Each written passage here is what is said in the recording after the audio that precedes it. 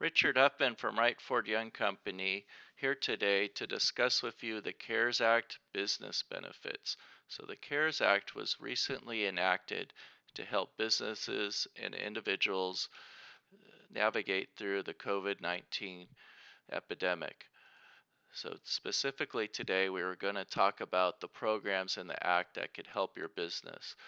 So by far and foremost, the Paycheck Protection Program is the most powerful tool available to businesses to help get you through these challenging times. It's available now through June 30th, and it's designed for small businesses with less than 500 employees. Now, there are exceptions to that rule per location for restaurants and hotels, and also per SBA guidance, certain industries might allow employees above that number.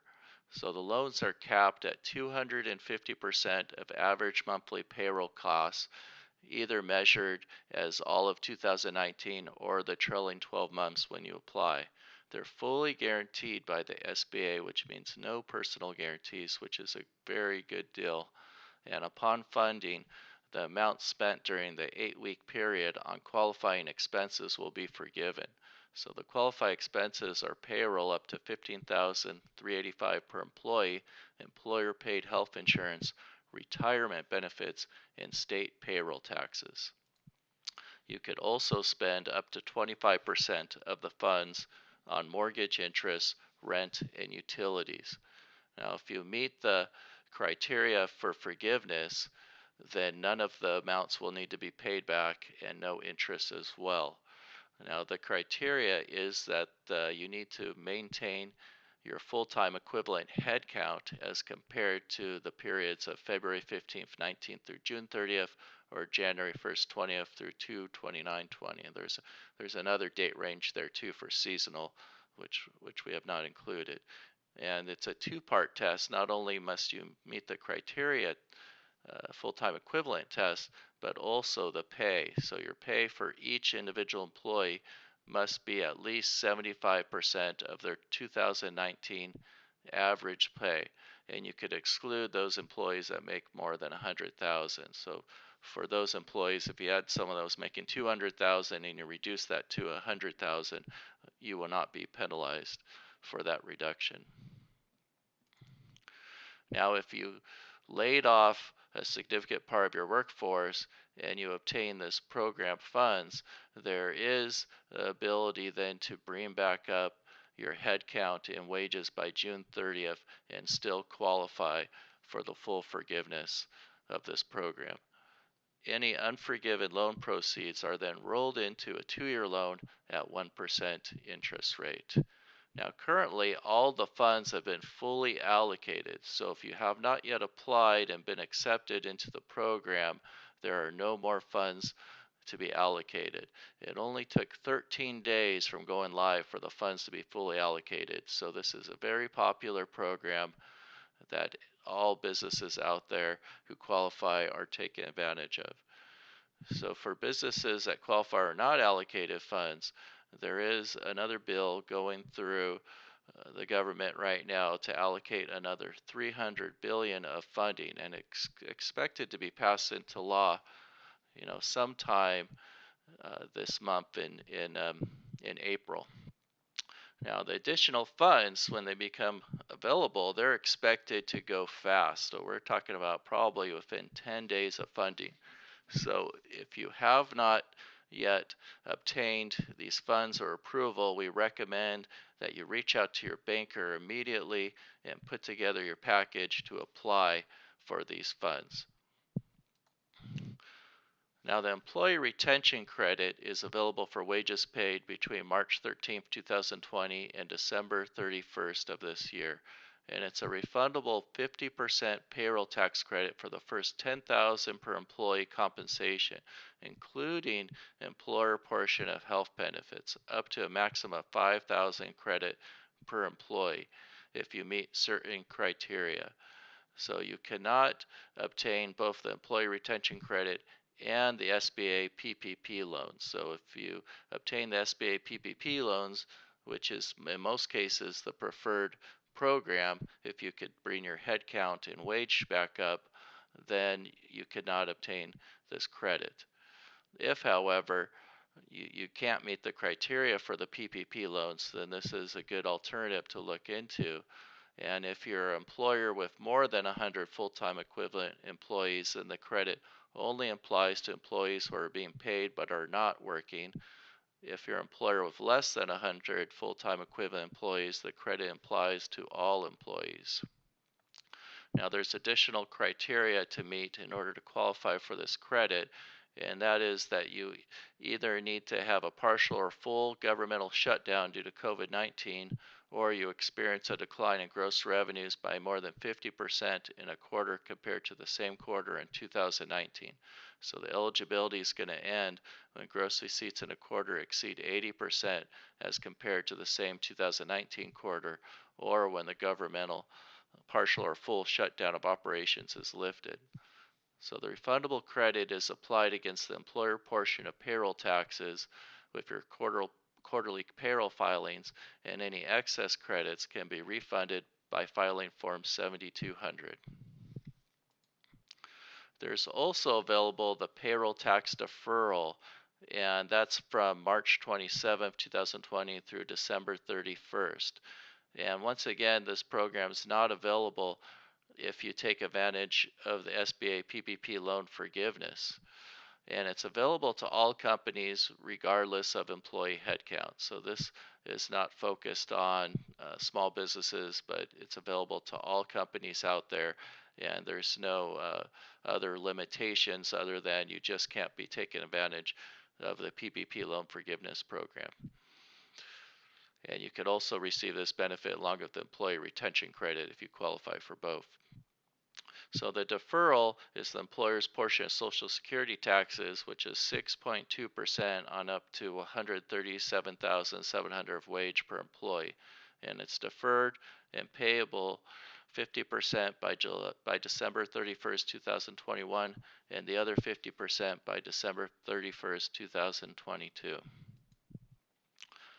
Now, the income tax benefits in the CARES Act is first and foremost the net operating loss carryback, which is available for tax years beginning 2018 through 2020. So the previous tax law change that went into effect in 2018 eliminated the NOL carrybacks. So the CARES Act is allowing it again for these 3 years. And in the previous law, it was a 2-year carryback. They're changing that to a 5-year carryback. So if you have a loss in 2018, you could carry that back to 2013 to refund taxes paid in that year. Now, the power of this carryback rule is that the tax rates changed in 2018, for a C Corp from a maximum of 35% down to 21%, and for individuals from a maximum of 39.6 to 37, and could be as low as 29.6 if the individual business qualifies for the pass-through deduction. So you could be carrying back losses and refunding taxes at a much higher tax rate than if you were to utilize those losses now or carry them forward. So there's tremendous permanent tax benefits in here to carry back these claims.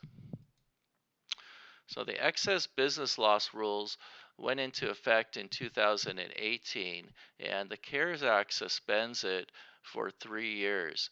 And this rule stated that if you had business losses that exceeded business income, then they might be limited. If they also exceeded certain additional thresholds where you had 250,000 or 500,000 for joint return.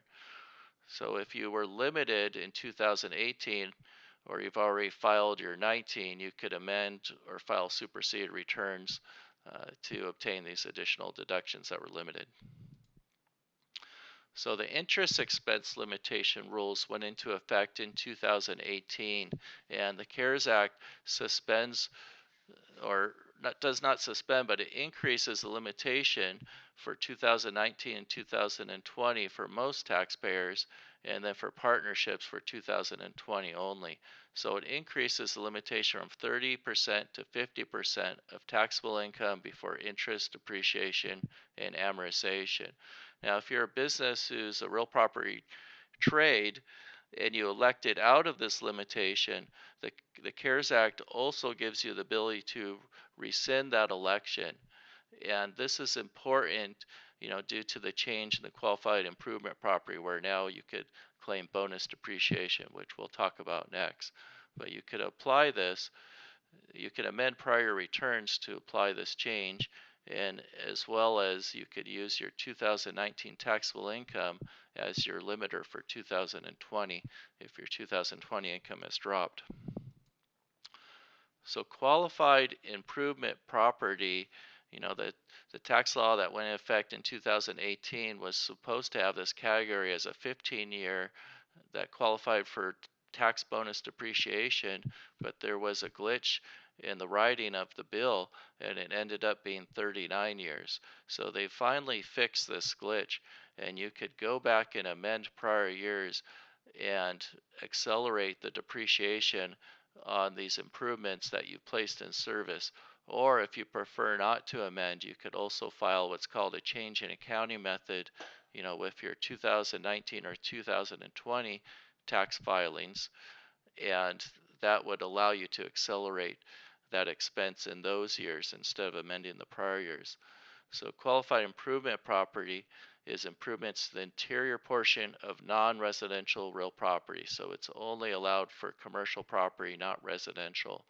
And excluded improvements are the original construction of the building or the enlargement of the building or any elevator or escalator or internal structural framework of the building. The intent is for it to be an interior remodel or refresh, not for you to be changing the structure of the building. This is a very powerful tax benefit that all businesses that have this type of property placed in service should take advantage of and discuss with their tax professional. So in summary, all these different benefits, some cannot be combined with others. So we put together this chart that kind of summarizes them all, and it also includes, a couple of payroll tax credits from Family First Coronavirus Act and the short time compensation agreement that we thought is beneficial to know about, that allows, your employees who you move to part-time to allow them to collect partial unemployment from the state. So by and foremost, we're recommending to our clients to first apply for the Paycheck Protection Program if you qualify, and then if that is not going to work for you, then you could look at the employee retention credit or the payroll tax deferral.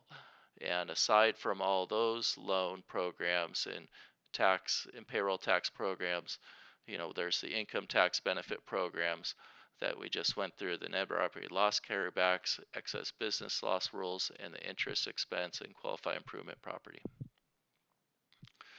We also have this helpful chart here that goes through the number of employees and the industry to kind of see which program you'll qualify for. So as I said before, the SBA guidelines, some businesses can qualify as a small business even if you have more than 500 employees. So this doesn't apply to all businesses, but it's just kind of a quick and easy, simple snapshot of the different programs and who might qualify for them.